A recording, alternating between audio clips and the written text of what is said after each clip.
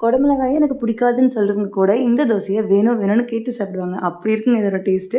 இத எப்படி செய்றதுன்னு வாங்க பார்த்துரலாம். செய்யறதுமே ரொம்பவே சிம்பிளுங்க. இப்போ ஒரு தவால கொஞ்சமா எண்ணெய் விட்டு ஒரே ஒரு பெரிய வெங்காயம், இது கூடவே வந்து ஒரு குடமிளகா, நீங்க பச்சை, மஞ்சள் அல்ல அந்த சிவப்பு கிடைச்சாலும் போட்டுக்கலாம். கூட ஒரு 4, 5 பல் பூண்டு இதெல்லாம் போட்டு நல்லா வதக்கிக்கலாங்க.